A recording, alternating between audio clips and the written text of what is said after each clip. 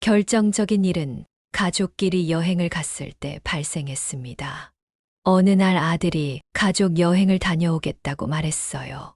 그것도 전날 말이에요. 당연히 저도 가는 것인 줄 알았는데 아니더군요. 어머니, 이번에는 저희끼리만 좀 다녀올게요. 저희 가족끼리만의 시간도 보내야죠. 나는 너희 가족이 아니니 말을 섭섭하게 하는구나. 그게 아니라요. 이번에 회사 할인을 받아 예약한 콘도가 4인밖에 입장이 안 돼서요. 그렇다고 아깝게 안 갈 순 없잖아요. 한 명 더 추가하는 건 안 되니? 아마 안 될 거예요. 너무 서운해하지 마시고 다음에 꼭 같이 가요. 그래, 알겠다. 다녀오거라. 네, 어머니. 그럼 집 좀 잘 부탁드려요. 그렇게 저를 빼놓고 4명이서 단풍놀이를 갔습니다. 제가 단풍을 정말 좋아하거든요.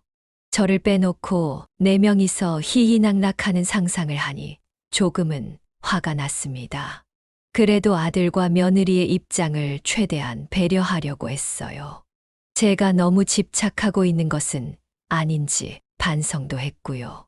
하지만 아들과 며느리는 여행을 다녀온 후 정확히 2달이 되었을 때 저에게 말했어요.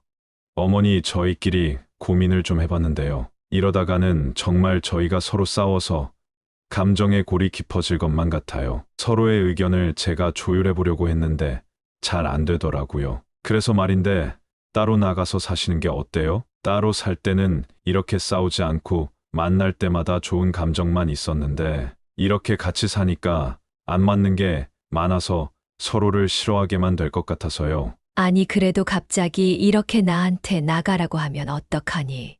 저희가 괜찮은 곳 알아봐 드릴게요. 아니면 눈안에 가 있으셔도 되고요. 딸 집에 가라는 얘기니?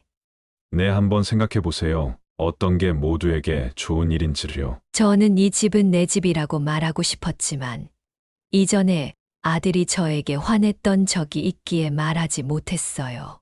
그 말은 하지 못했지만 제 속은 정말 타들어가고 있었습니다. 굉장히 큰 상처였죠.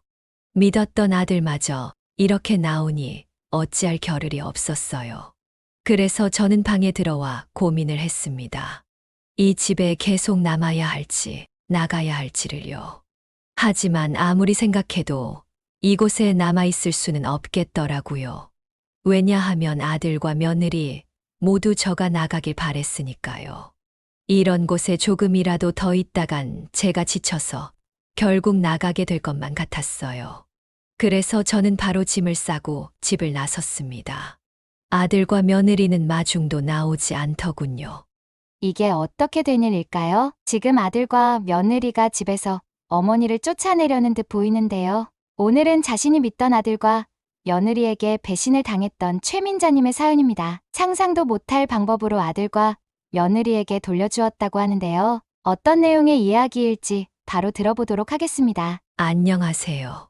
저는 성동구에 살고 있는 올해 67 최민자라고 합니다. 사연 듣는 걸 좋아해서 매번 듣고 댓글만 달다가 이제야 저도 저에게 있었던 이야기를 전해드릴 수 있을 것 같아 이렇게 사연을 씁니다. 정말 어이없는 일일 수도 있지만 여러분에게 조금이나마 도움이 되었으면 하는 바람입니다. 이야기를 끝까지 들어보시고 제가 조금 부족했더라도 넓은 마음으로 이해해 주시면 감사하겠습니다. 인생을 바꿀 수 있는 여러분의 현명한 관점과 조언 부탁드릴게요. 그럼 이야기 시작하겠습니다. 저는 여태까지 평범한 인생을 살아왔다고 말씀드릴 수 있을 것 같아요. 남들과 별 다르지 않게 살았다는 의미예요. 작은 회사를 다니다가 직장에서 남편을 만나 결혼을 했고 결혼 이후엔 주부로 살아왔어요. 아들과 딸은 2살 터울로 공부를 그렇게 잘하지도 못하지도 않았어요. 그렇다고 저와 남편의 속을 엄청 썩이는 아이들도 아니었죠. 저는 이런 저의 삶과 아이들이 좋았어요. 건강하기만 하면 된다는 저의 낙관적인 성격 때문이었던 것 같아요. 평생 이런 삶이 지속되었으면 하는 바람이었습니다. 아이들은 괜찮은 대학에 갔고 졸업한 뒤에는 각자 전공을 살려 회사에 취직을 했어요.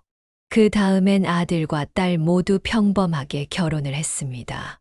집을 장만해 주지는 못했지만 어느 정도 지원을 해 주었고 다들 전셋집을 얻어 잘 살더라고요. 그러고 나니 저에게 큰 걱정거리는 없었습니다. 다만 작은 걱정이라고는 주부로 살아오다 보니 남편과 아이들에게만 제 삶을 바친 것이었어요. 그러다 보니 스스로를 돌보지 못해 많은 경험이 없었고 하고 싶은 게 있지도 않았어요. 아이들이 다 출가를 하고 나니 뭘 하면서 살아야 할지 모르겠더라고요. 그래도 남편이 회사 정년 퇴직을 하면 함께 노후를 보내야 하고 아직 시간이 남았으니 그리 급한 건 아니었었습니다. 하지만 그건 저의 착각이었어요. 어느 날 남편이 뇌출혈로 갑작스레 쓰러지고 만 거예요. 직장 동료들과 술을 한잔 하다가 갑자기 쓰러지게 된 것이었죠. 동료들이 급하게 병원으로 옮겼지만 이미 늦은 상태였어요. 저와 아이들은 너무나도 갑작스런 상황에 적응하지 못했습니다. 저는 얼떨결에 혼자가 되어버렸죠. 남편이 세상을 떠나고 6개월 동안은 정말 허송세월을 보냈습니다. 남편의 물건을 정리하지도 못했고 매일 남편이 그리워 울기만 했어요. 딸은 이런 제가 걱정이 되었는지 자주 집에 찾아와 밥과 반찬을 해주었습니다. 주변에서 친하게 지내던 친구들도 자주 집으로 와 저를 달래주었죠. 그렇게 시간이 흐르니 조금은 괜찮아지더군요. 어느 날 문득 아침에 일어나니 이렇게 살면 안 될 것 같았어요. 그래서 일단 밖으로 나가 산책을 했고 그 모습을 본 아주머니들은 드디어 나왔다며 반갑게 맞이해 주었습니다. 그렇게 되니 삶의 활력이 좀 생기더라고요. 이제 저는 어떻게 살아야 할지를 고민해야 했습니다. 그렇게 생각을 하다 보니 역시 저희 아들과 딸, 그리고 손주들이 생각이 나더군요. 이렇게 저희 가족이 있는데 왜 그동안 집에서 나오지도 않고 우울하게만 지냈는지 제가 참 한심했어요. 저는 그 이후로 적극적으로 아들에게 연락을 해서 손주들을 돌봐주겠다고 했어요. 딸은 아직 자식이 없었고 아들은 막 5살이 된 남자아이를 키우고 있었거든요. 아들과 며느리는 마침 돈을 주고 아이를 돌봐주는 사람을 쓰고 있었는데 잘 됐다면서 자신들이 일할 때 아이 좀 봐달라고 했어요. 그러면서 아들은 저에게 한 가지 제안을 했습니다. 어머니, 드릴 말씀이 있어요. 말해 보거라. 이번에 아버지 그렇게 되시면서 퇴직금이랑 보험금 나온 거 있잖아요. 혹시 어디다 사용하실 계획 있으세요? 아직 한 푼도 안 쓰고 그대로 있단다. 왜 그러니? 다름이 아니라 어머니 말씀 들어보니깐 아버지 안 계셔서 쓸쓸하신 것 같아서요. 아이들이랑 같이 지내고 싶으신 것 같기도 하고요. 그래서 무슨 말을 하고 싶은 거니? 그래서 말인데 혹시 그 돈으로 넓은 집 사서 어머니도 저희랑 같이 지내시는 건 어떠세요? 뭐라고? 그 돈으로 집을 산 다음 같이 살자는 말이니? 네, 맞아요. 어차피 어머니 아이들 보려면 매번 집에서 왔다 갔다 하셔야 하는데 그것도 일이고 어머니 어차피 할 일 없으시니 밥이나 집안일 같은 소일거리 좀 하시면서 지내면 좋잖아요. 그렇게 혼자 계속 지내시다가는 치매 걸려요. 저는 아들의 제안을 듣고 고민을 했습니다. 너무나도 솔깃한 제안이었지만 걱정이 몇 가지 있었죠. 남편이 남겨주고 간 돈은 당장 쓸 곳이 있는 건 아니었지만 저의 노후를 위해 남겨둔 돈이었어요. 또 다른 걱정은 아들과 며느리가 막상 살다 보면 마음이 바뀌거나 저를 불편해 할 수도 있지 않을까 하는 것이었어요. 그렇게 고민하고 있으니 아들이 묻더군요. 어머니 무슨 걱정이 그렇게 많으세요? 너무 걱정 마세요. 너희가 불편하지 않겠니? 무슨 소리세요? 저는 평생 어머니랑 살아왔는 거려. 와이프랑도 다 얘기하고 어머니한테 말씀드리는 거니까 너무 걱정 마세요. 그래, 알았다. 생각해보마.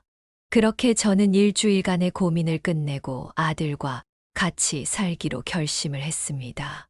아들은 자신이 집을 구입하겠다며 돈을 보내달라고 했지만 저는 망설였어요. 그래서 저는 세금 문제에 대해 말하며 제 명의로 하겠다고 했죠. 이 문제로 조금 설왕설래가 있었지만 결국 제 명의로 하게 되었습니다. 아들과 며느리는 40평이 넘는 아파트 몇 개의 후보를 저에게 보내주었고, 저는 그 중에서 괜찮은 집을 골랐습니다. 아들과 며느리는 금방 집을 구매했고, 저도 그 집으로 이사를 하게 되었어요. 처음에는 너무 좋았습니다. 아들의 말대로 저희 쓰임새가 생기니 다시 활력이 돌기 시작했어요. 저 말고도 모두가 행복해했어요. 아들과 며느리는 직장에 다니느라 집안일에 신경을 못 썼는데, 제가 손주들도 돌봐주고 유치원에도 데려다주고 밥과 청소까지 해주니 너무나 좋아했습니다. 어린 손자들과 지내는 것이 저에게는 가장 행복한 시간이었어요. 저는 아이들과 함께 키즈 카페에도 가고, 아이들이 가지고 싶은 장난감도 사주고, 함께 아이들을 위한 애니메이션을 보며 시간을 보냈습니다. 아이들은 저를 참 잘 따랐어요. 저는 이런 시간이 영원하길 바랬습니다. 하지만 그것은 모두 저만의 바램이었어요. 세상은 제 맘처럼 되지 않더라고요. 시간이 지나면서 같이 살고 있는 며느리와의 갈등이 조금씩 생기기 시작했습니다. 처음에는 별것 아닌 사소한 문제들이었어요. 하지만 점점 그 사소한 문제들은 점점 커지기 시작했죠. 며느리는 제가 손자들에게 너무 많이 영상을 보여준다고 신경질을 냈어요. 어머님, 아이들에게 영상 너무 많이 보여주시면 어떻게 해요? 애들이 계속 보여달라고 밤에 자질 않잖아요. 정말 중요할 때, 저희가 바쁠 때 그럴 때만 보여줘야 한다고요. 미안하구나. 내가 잘 몰랐어. 근데 나도 밥하고 일할 때만 보여준 거야. 나도 일하고 있을 땐 아이들 신경을 잘 못 쓰잖니. 그럼 그때는 어떻게 해야 하니? 간식을 줄까? 간식은 더 안 돼요. 애들 좋은 것만 먹이려고 제가 얼마나 애쓰는데요. 어머님이 애들 간식을 너무 많이 주셔서 그것도 제가 말씀드리려 했어요. 애들 이만 썩지 하나도 좋지 않은 걸 먹이면 어떡하자는 거예요. 그래도 애들이 먹고 싶어 하니까 조금은 괜찮지 않겠니? 안 돼요. 계속 어머님이 오냐오냐 하시면 애들은 끝을 모른다고요. 알겠다. 내가 몰라서 그랬어. 미안하구나. 며느리와 저의 이런 대화는 매일같이 반복되었어요. 매번 제가 실수를 하는 사람이 되었고, 며느리는 저에게 잔소리하는 사람이 되었습니다. 그 이후로부터는 무슨 행동만 해도 저에게 잔소리를 했어요. 청소가 잘 안 되어 있다든지, 설거지를 잘 안 해서 고춧가루가 묻어 있다든지, 세탁기 먼지망을 잘 안 털어서 옷에 먼지가 묻었다든지 등등이요. 어머님, 이렇게 대충 하시면 제가 또 해야 하잖아요. 일을 2번씩 하게 하시면 어떡해요. 이럴 거면 안 하시는 게 더 나을 것 같아요. 어머님, 섬유유연제 넣으신 거 맞아요? 옷에서 꿉꿉한 냄새가 나는데요. 어머님, 애들 장난감 막 정리하시면 안 되고 종류별로 상자에 딱딱 맞춰서 넣어야 해요. 저는 정말이지 노이로제가 걸릴 것만 같았어요. 시간이 지날수록 며느리의 잔소리는 도를 넘어서고 있었습니다. 며느리와 좋은 관계를 유지하고 싶어서 더 노력했지만 며느리의 마음에 들기는 정말 어려웠죠. 아들은 대부분 며느리 편을 들었어요. 어머니, 죄송하지만 와이프 말이 일리가 있어요. 저희는 지금까지 그렇게 살아왔거든요. 같이 살기 위해서는 서로 배려가 필요하고 맞춰가는 게 중요하잖아요. 어머니가 적응이 잘 안 되시더라도 저희한테 조금 맞춰주세요. 나도 노력한단다. 하지만 이건 조금 너무한 거 아닌가 싶어. 이러다 정말 나에게 욕이라도 할 기세라니깐. 그건 제가 와이프한테 잘 말해볼게요. 저도 가끔 와이프 말이 심한 것 같긴 했어요. 일하느라 집안일 신경 쓰느라 스트레스가 많은 것 같으니 어머니도 조금 이해해 주세요. 아들이 이렇게 말하면 저는 항상 배려하는 입장이 되어야 했습니다. 저는 저희 돈으로 산 이 집에서 왜 제가 눈치를 봐야 하는지 이해가 되지 않았어요. 한 번은 아들에게 이야기한 적이 있었습니다. 아들아, 오늘도 며느리가 나한테 뭐라고 하더구나. 꼭 내가 새빵살이 하는 사람처럼 느껴질 정도야. 아무리 해도 며느리는 나에게 잔소리할 거리를 찾아내고야 마라. 솔직히 말해서 내가 너희 집에 새빵살이 하고 있는 건 아니잖니. 내 노후 자금으로 쓰려고 했던 돈으로 산 집인데 맞추려면 너희가 맞춰줘야 하는 거 아니니?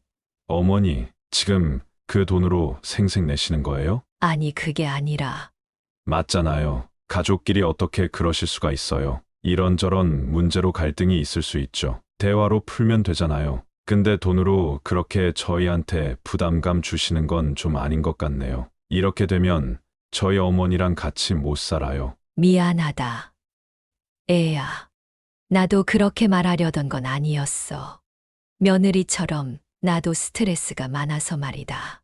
네, 알겠어요. 못 들은 걸로 할게요. 대신 다음부터 그런 이야기는 꺼내지 말아주세요.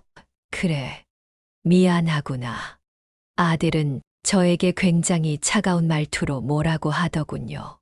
이 나이 먹고 아들한테 혼나는 게 말이나 되나요? 어쨌든 이런 상황들이 계속되면서 저는 점점 위축되어 갔어요.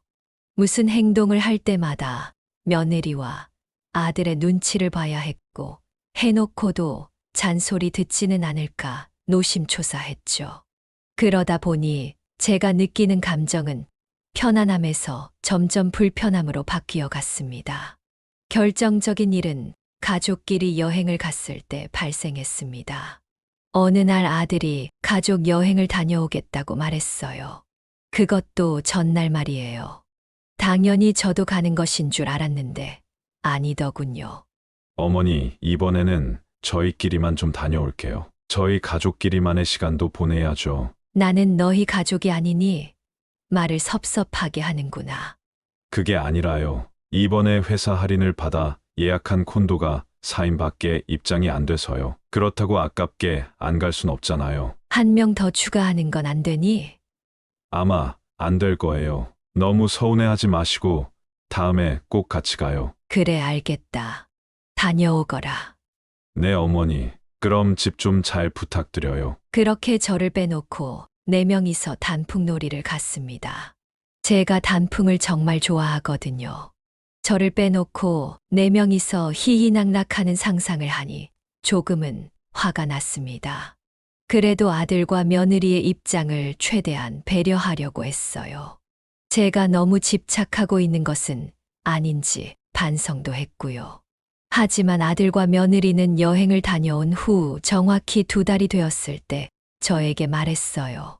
어머니, 저희끼리 고민을 좀 해봤는데요. 이러다가는 정말 저희가 서로 싸워서 감정의 골이 깊어질 것만 같아요. 서로의 의견을 제가 조율해 보려고 했는데 잘 안 되더라고요. 그래서 말인데 따로 나가서 사시는 게 어때요? 따로 살 때는 이렇게 싸우지 않고 만날 때마다 좋은 감정만 있었는데 이렇게 같이 사니까 안 맞는 게 많아서 서로를 싫어하게만 될 것 같아서요. 아니, 그래도 갑자기 이렇게 나한테 나가라고 하면 어떡하니?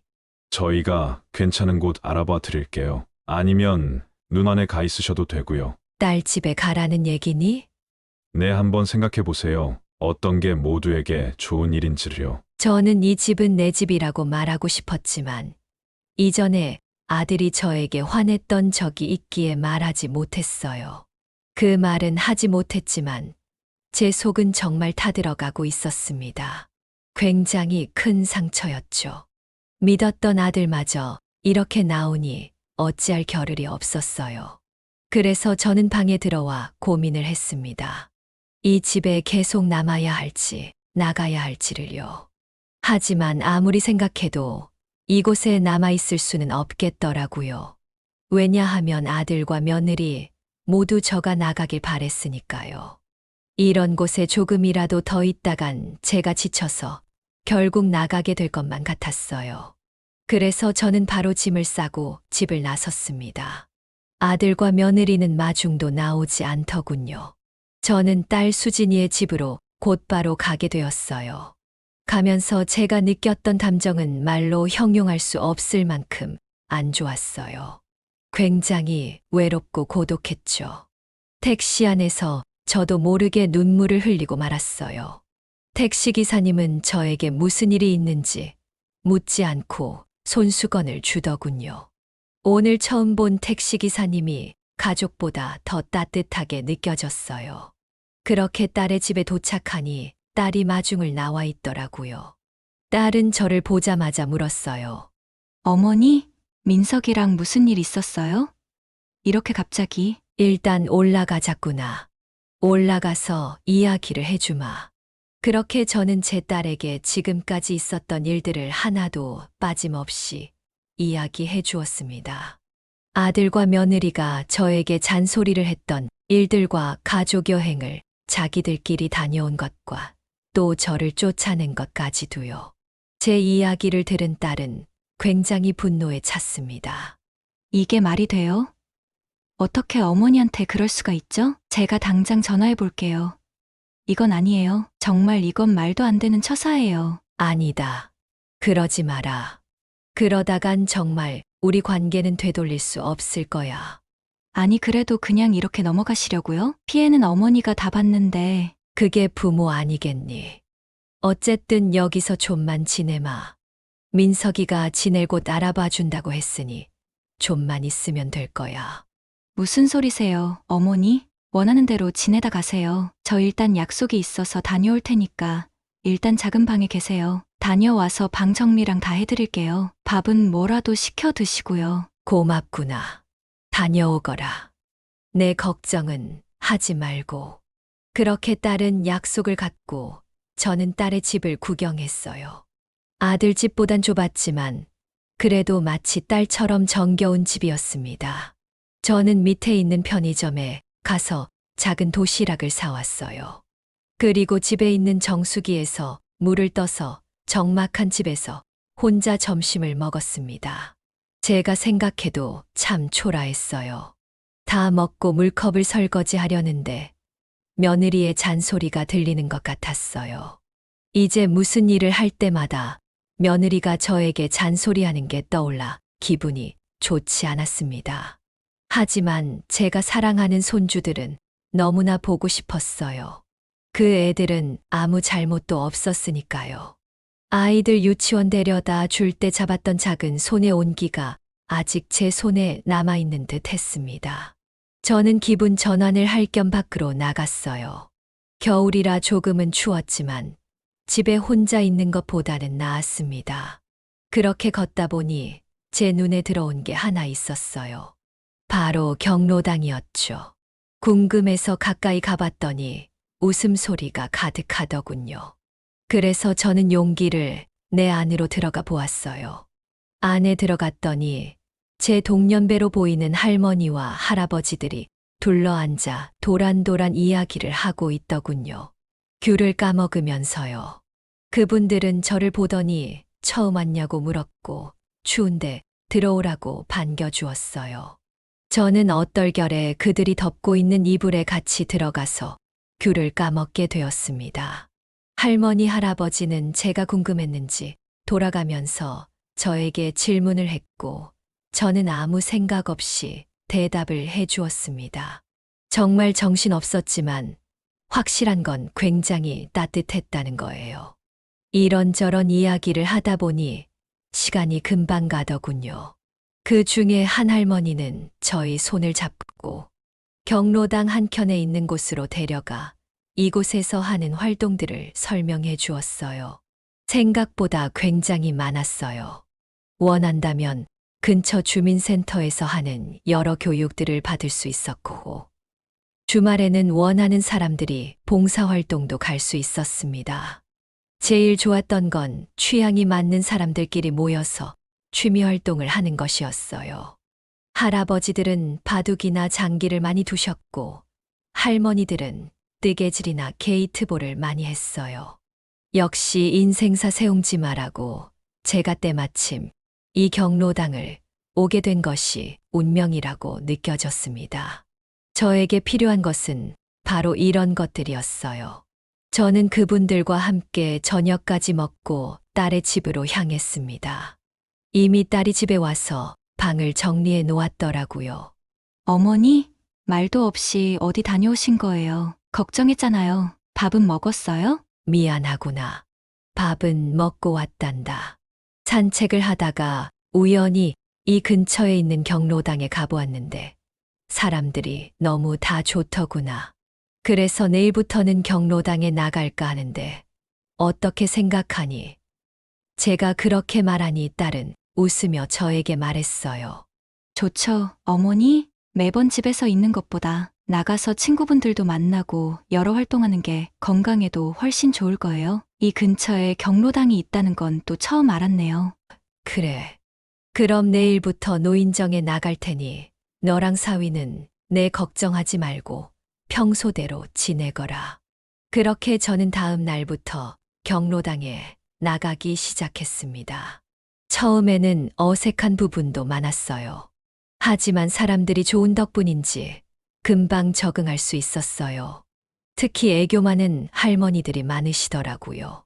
저는 주중에는 할머니들과 주민센터에서 함께 관심 있는 교육을 들은 다음 게이트볼을 쳤어요. 어렵지 않아 재밌더라고요. 함께 밥을 먹으며 이런저런 이야기를 했고, 주말에는 근처 고아원이나 독거 노인분들을 찾아다니며 봉사활동을 했습니다.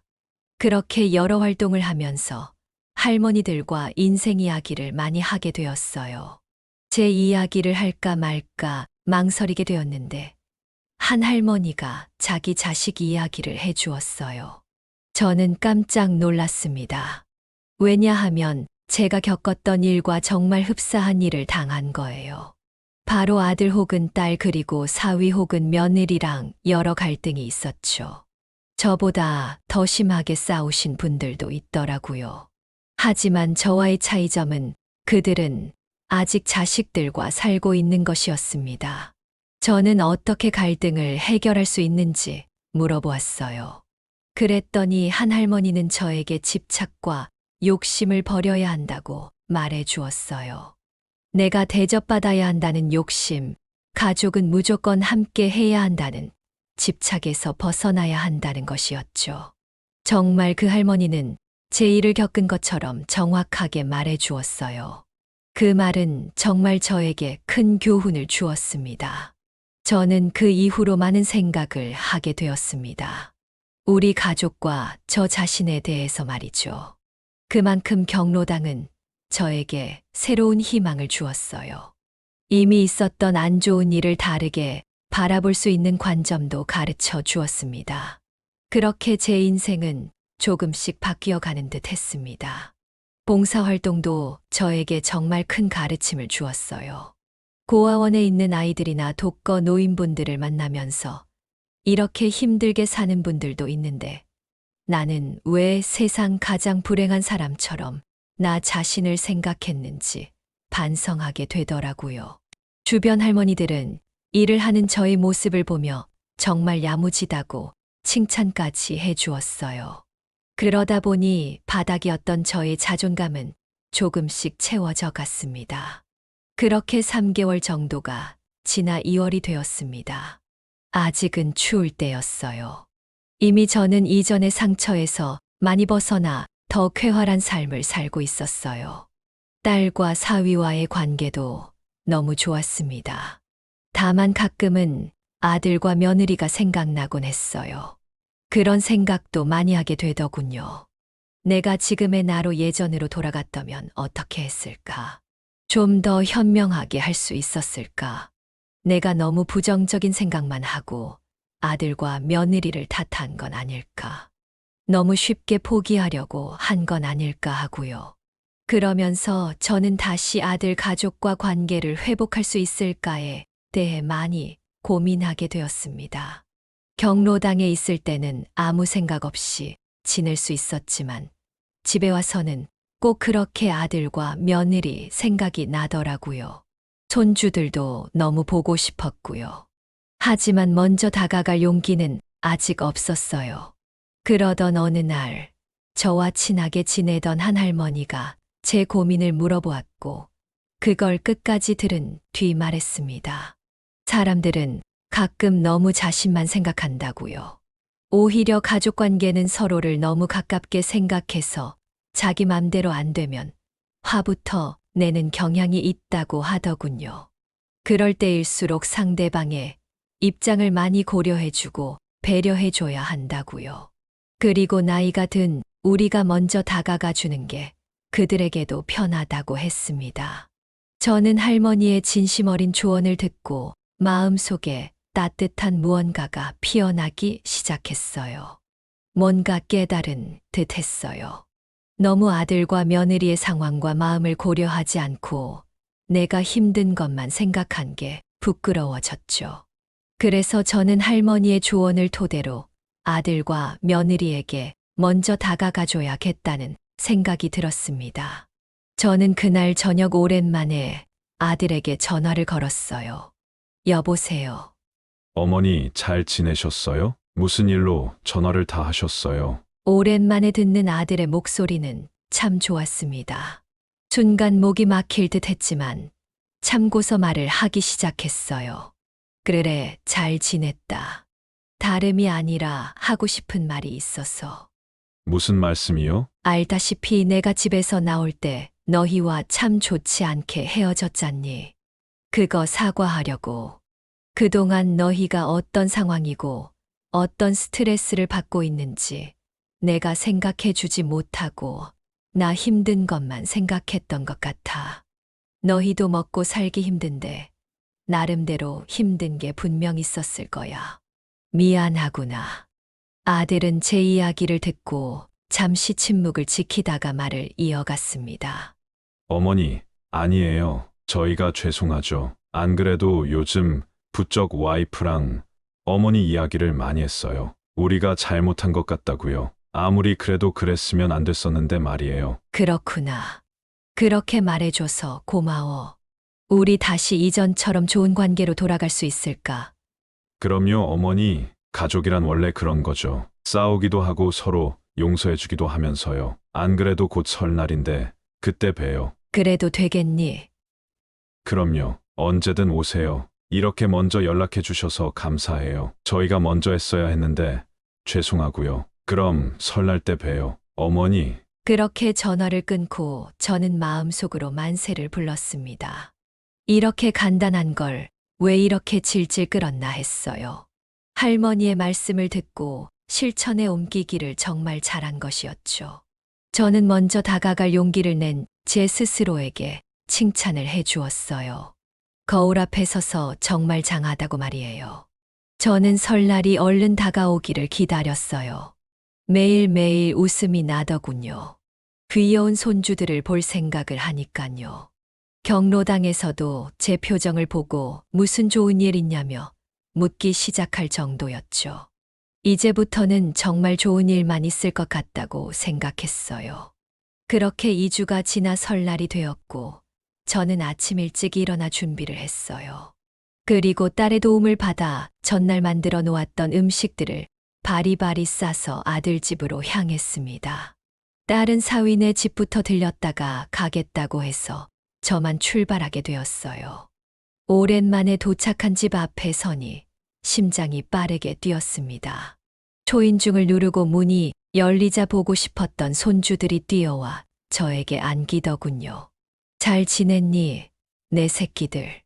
머리가 많이 자랐구나. 뒤에 서 있던 아들과 며느리도 저에게 인사를 했어요. 어머니 뭘 이렇게 잔뜩 싸우셨어요? 저희가 준비 다 해놨는데 배고프시죠? 들어오세요. 아침부터 드세요. 들어가니 정말 진수성찬을 차려놓았더라고요. 아침부터 이걸 누가 다 먹으라고 이렇게 차렸어. 고생 많이 했겠구나. 아니에요, 어머님. 어머님 오시는데 이 정도는 해야죠. 와이프가 어머니 오신다고 음식하느라 진짜 고생 많았어요. 정말 고맙구나. 그렇게 따뜻한 밥을 한 술 가득 떠서 입에 넣으니 정말 눈물이 나올 것만 같았습니다. 가족끼리 이렇게 따뜻한 기분을 느끼는 게 정말 오랜만이었거든요. 가족의 소중함을 느낄 수 있었어요. 저희는 아무 말 없이 아침을 먹었습니다. 아무 말을 하지 않아도 저는 너무 좋았어요. 서로의 마음이 전달된 듯 했거든요. 하지만 이것은 모두 다 착각이었습니다.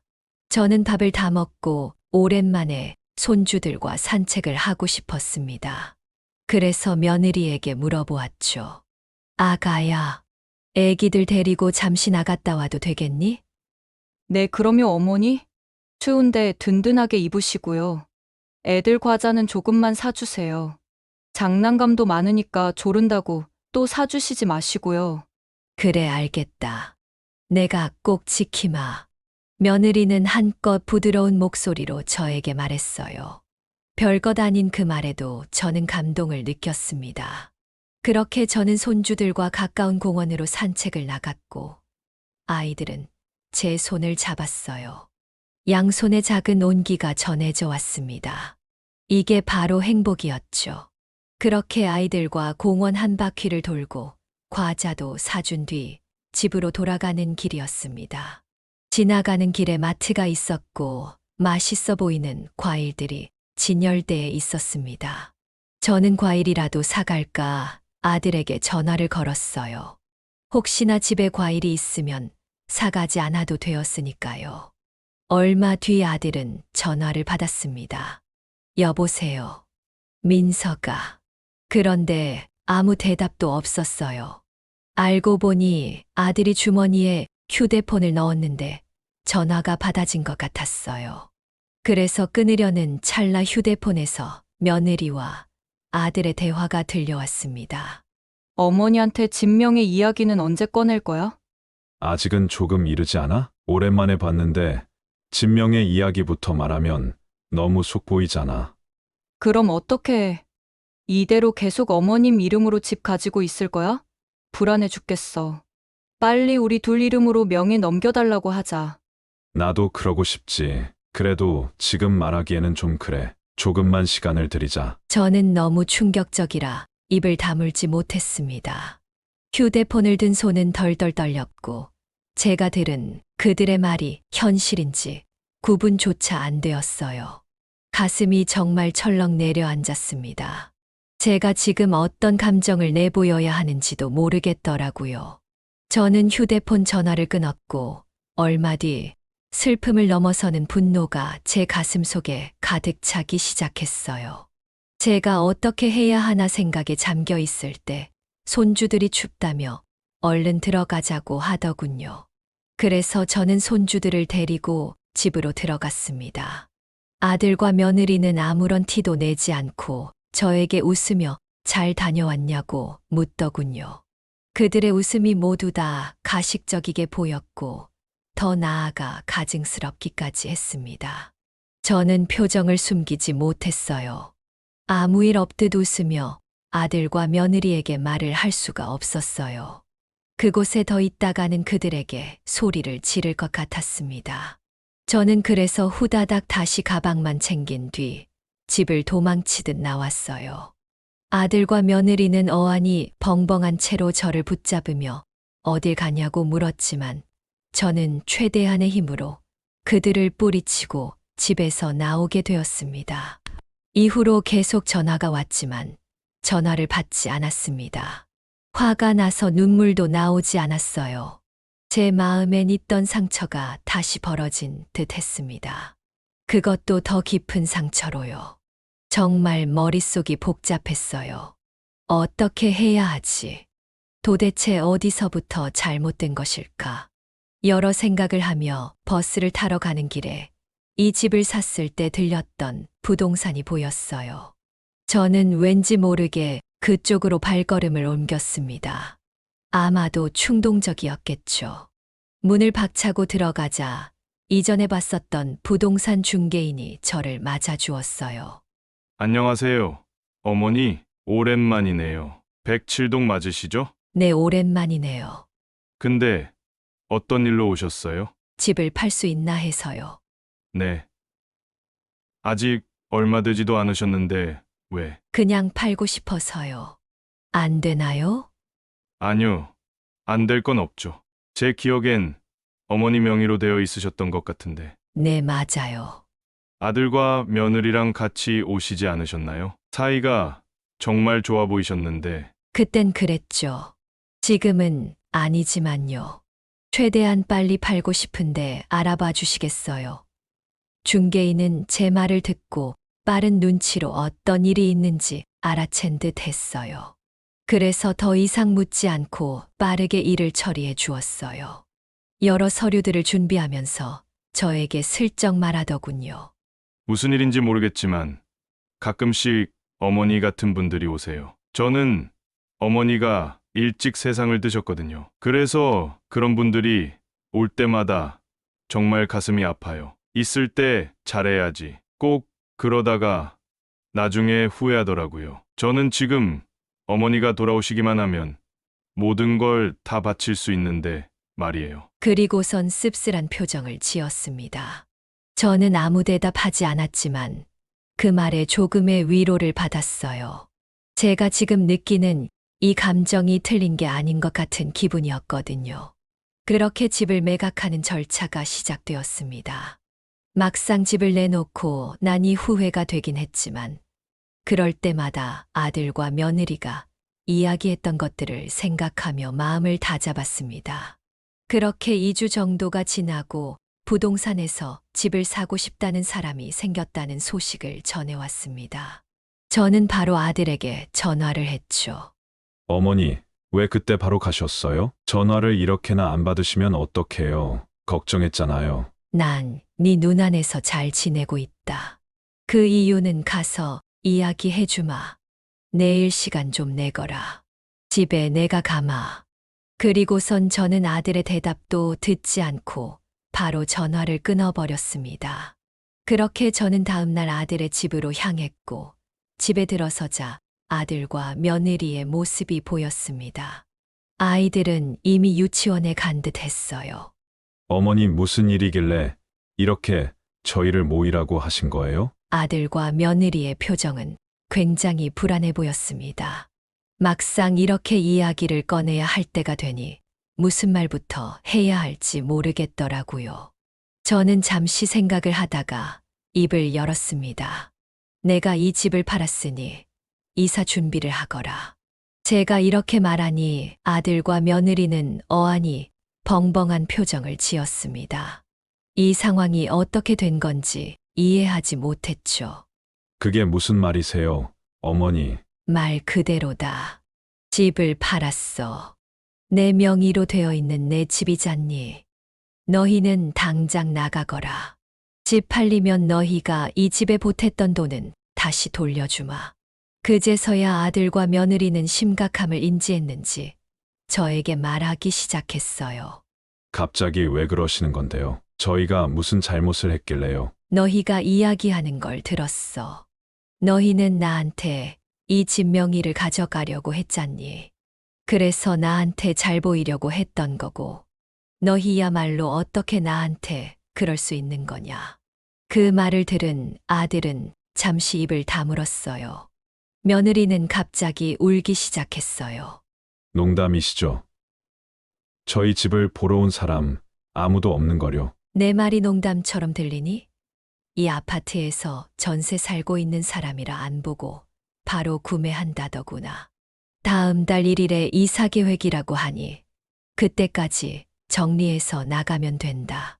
아들과 며느리는 현실을 부정하려고 했습니다. 아들은 어떻게 해야 할지 모르겠는지 안절부절하지 못했어요. 그러다가 제 앞에서 무릎을 꿇었어요. 어머니, 저희가 잘못했어요. 어머니가 이렇게 저희 내쫓으시면 저희는 갈 곳이 없어요. 아이들은 어떡하고요? 맞아요, 어머님. 저희가 정말 죽을 죄를 졌어요. 한 번만 용서해 주세요. 다 저희 잘못이지. 아이들은 아무 잘못 없어요. 저는 그때야 제가 무슨 짓을 저질렀는지 실감이 되기 시작했습니다. 무릎 꿇고 우는 아들과 며느리를 보니 마음이 무거워졌어요. 저는 두 눈을 질끈 감았습니다. 하지만 이대로 끝낼 수는 없는 것이었어요. 아들과 며느리는 지금 이 상황만 넘기면 또 어떻게든 저에게 이 집을 가져가려고 술수를 부릴 것만 같았죠. 저는 제 바지가랑이를 잡고 있는 아들과 며느리의 손을 뿌리친 채 그들을 뒤로 하고 집을 나섰어요. 제 뒤로는 아들과 며느리의 울음소리가 가득 퍼졌어요. 저도 모르게 눈물이 나더군요. 지금 당장 가서 집 매매를 취소해야 할까 생각도 했어요. 하지만 그럴 때마다 내가 느꼈던 서운함과 외로움이 저를 다시 세웠습니다. 제 상처를 아들과 며느리도 조금이나마 느껴봤으면 했어요. 집으로 돌아와서 저는 딸에게 지금까지 있었던 이야기를 말해 주었습니다. 딸은 제 말에 깊이 공감해 주었고 대신 화를 내 주었어요. 하지만 제가 한 일은 너무 심하다고까지 말해 주었습니다. 딸도 그렇게 말하니 제가 한 짓이 후회되기 시작했어요.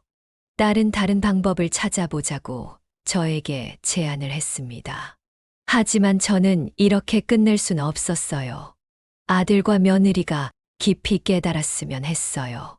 제 휴대폰은 아들과 며느리의 전화와 문자로 불티나게 울리기 시작했습니다. 저는 견디지 못하고 휴대폰을 꺼버렸죠. 그리곤 곧바로 딸의 집까지 찾아왔어요. 하지만 딸과 사위는 저를 위해 그들을 돌려보내 주었습니다. 어머니, 민석이도 반성 많이 하는 것 같은데 이쯤에서 좀 봐주면 어떨까요? 내가 따끔하게 혼낼게요. 민석이 말대로 애들은 아무 잘못 없잖아요. 저는 생각에 잠겼습니다. 밤새 내가 한 행동이 맞는 것인지 다시 생각해 보았어요. 그리고 다음 날 아침 저는 딸의 말대로 하기로 했습니다. 될지는 모르겠지만 다시 부동산에 전화를 걸었어요. 어머님, 안녕하세요. 무슨 일로 전화를 주셨어요? 계약은 며칠 남았는데요. 그게 아니라 정말 미안한데 혹시 취소할 수 있을까요? 네, 취소요. 이미 예약금도 받은 상태인데요. 그러게요. 그분들에게는 정말 죄송하지만 제가 실수한 것 같아서요. 부동산 중개인은 한숨을 가득 내쉬더니 침묵했습니다. 그러다가 말을 이었습니다. 무슨 일인지 모르겠지만 더 좋은 방향이신 거죠? 예, 맞아요. 알겠습니다. 그럼 이거는 제가 잘 마무리할게요. 너무 감사합니다. 이 은혜를 어떻게 갚아야 할지. 저번에 말씀드렸다시피 어머니를 보면 저희 어머님이 생각나서요. 부디 일이 잘 해결되었으면 좋겠습니다. 감사합니다. 제가 꼭 이 은혜는 갚겠습니다. 다행히도 부동산 중개인의 배려로 집 매매 계약을 취소할 수 있었습니다. 한숨 돌릴 수 있었죠. 저는 딸에게도 이 사실을 말했고 딸도 잘했다고 이야기해 주었습니다. 하지만 저는 이 사실을 아들과 며느리에게는 말하지 않았어요. 저를 힘들게 한 벌은 받아야 한다고 생각했기 때문이었습니다. 그렇게 저는 아무 말도 없이 며칠간 기다렸어요. 그렇게 주말이 되었을 때 아들과 며느리는 다시 한번 제가 있는 곳을 찾아왔습니다. 딸과 사위는 우리끼리 이야기할 수 있게 자리를 비켜주었어요. 이사 준비는 다 했니? 네, 어머니. 그래, 잘했다. 갈 곳은 정했고, 아직이요. 알아보고 있는데 괜찮은 곳이 마땅치 않네요. 당분간 다른 곳에 머물다가 집 구하면 그때 옮겨야 할 것 같아요. 그래 알겠다. 무슨 일로 온 거냐? 정말 저희 자식 보기 부끄러운 짓을 저희가 하려고 했더라고요. 이대로는 살 수 없을 것 같아 진심으로 사과드리려고 여기 찾아왔어요. 이미 계약은 하셨을 거고 되돌릴 수 없잖아요. 정말 물러달라고 이야기하러 온 것 아니에요. 정말 죄송해요, 어머니. 저희 때문에 많이 힘드시고 상처도 많이 받으셨죠? 맞아요, 어머님. 정말 죄송해요. 남편은 정말 잘못 없어요. 다 제 잘못이에요. 제가 어머니한테 막말도 하고 못된 짓을 많이 저질렀어요. 남편은 계속 어머니 편을 들었는데 제가 그러자고 한 거예요. 저를 평생 미워하시되 남편이라도 용서해 주세요. 저는 그 둘의 표정을 유심히 지켜보았습니다. 많이 수척해졌더라고요. 그 둘의 눈은 힘은 없었지만 거짓말을 하는 것처럼 보이진 않았어요. 그래서 저는 말했죠. 그래서 내가 용서를 안 해주면 어쩌려고 그러는 거냐. 그것도 감수해야죠. 저희가 평생 어머니한테 사죄하면서 살겠습니다. 어머니한테 못된 아들이어서 정말 죄송합니다. 아들은 그 말을 하고는 감정에 벅차는지 울기 시작했어요. 저는 그런 아들의 등을 손으로 쓰다듬어 주었습니다. 저도 모르게 손이 먼저 나가더라고요. 그제서야 제 마음에 응어리가 조금씩 풀리는 것 같았습니다. 그렇게 아들이 실컷 울고 나서 조금 진정이 되자 저는 아들과 며느리에게 사실을 말해 주었습니다. 아들과 며느리는 그제서야 긴장이 조금 풀리는지 웃더라고요. 그러면서도 자기들이 집을 구해서 나가겠다고 하는 걸 오히려 제가 말렸습니다. 그날 저녁 저는 아들과 딸, 사위와 며느리와 함께 저녁을 먹으며 오랜 앙금을 푸는 시간을 가졌습니다. 그렇게 길게 이야기를 하다 보니 조금씩 마음이 풀리더라고요. 저는 아이들에게 제가 했던 극단적인 짓을 사과했습니다. 그렇게 저희는 서로를 이해해주며 용서할 수 있었죠. 저희는 이후로 서로를 더 이해하고 배려하며 자주 연락하기로 했습니다. 아이들은 저에게 다시 집으로 들어오라고 했지만 저는 그러지 않았습니다. 노인정 근처에 있는 작은 집으로 이사를 가기로 했어요. 아들과 딸은 돈을 모아서 저에게 작은 집을 구해 주었고 저는 그곳에 혼자 살게 되었습니다. 이 일을 겪은 후 저는 많은 걸 깨달았습니다. 가족 사이에서도 이런 일이 벌어질 수 있다는 것과 이것 또한 가족 간의 사랑으로 이겨낼 수 있다는 것을요. 사람들은 모두 실수를 합니다. 과거는 돌이킬 수 없지만 실수는 바로잡을 수 있죠. 그렇게 되면 상처들도 조금씩 아물고 관계도 회복되어 간다는 것을 배웠습니다. 이후로 저는 경로당 친구들과 일상을 함께 보내며 지내고 있습니다. 아들과 며느리는 저에게 더욱 신경을 써주었어요. 자주 애들을 데리고 저희 집에 찾아오기도 했고, 주말에 한 번 정도는 제가 아이들을 보러 아들 집에 갔습니다. 그렇게 가끔씩 보게 되니 서로 좋은 말만 하게 되더라고요. 이 모든 게 제가 아이들과 함께 하고 싶어 하는 욕심에서 벌어진 일이기도 한 것이라는 것 또한 배울 수 있었어요. 가끔 아들과 며느리를 볼 때마다 그때가 생각나면서 힘들기도 했지만 서로를 이해하려는 노력과 진심 어린 사과가 있었기에 조금씩 이겨낼 수 있었습니다. 저는 점점 독립적인 삶에 익숙해졌습니다. 한 달 전엔 아들과 며느리, 가족과 함께 단풍놀이도 다녀왔습니다. 정말 즐거운 시간이었어요. 사진도 많이 찍고 맛있는 것도 많이 먹고 왔습니다. 이제 이 나이 되어서야 더 현명하게 사는 것이 무엇인지 알게 된 듯 했습니다. 저는 이제부터라도 더 현명해지고 부끄럽지 않게 살기로 했습니다. 여러분은 어떻게 살고 있으신가요? 가족과의 갈등은 없으신가요? 여러분이 저였으면 어떻게 하셨을까요? 여러분의 인생을 바꾸는 관점이 궁금하네요. 여러분은 저와 같은 일 없이 늘 행복한 일상만 있기를 바랍니다. 제 사연은 여기서 마무리해야겠네요. 지금까지 제 부족한 이야기를 들어주셔서 진심으로 감사드립니다. 네, 오늘 이야기는 어떠셨나요? 오늘 이야기를 듣고 어떻게 생각하시는지 어머님, 아버님의 생각을 댓글로 공유해 주세요. 어머님, 아버님의 사연들을 공감해 주시는 구독자분들이 벌써 11,000명을 넘어섰는데요. 진심으로 감사드립니다. 저는 또 다른 사연으로 찾아뵙겠습니다. 좋아요, 구독, 알람 설정을 통해 앞으로도 따뜻한 정을 나눌 수 있게 함께 해주세요. 어머님, 아버님의 삶의 지혜와 경험을 나눌 수 있는 통로가 되겠습니다. 오늘도 인생을 바꾸는 관점을 통해 사연을 들어주셔서 감사합니다.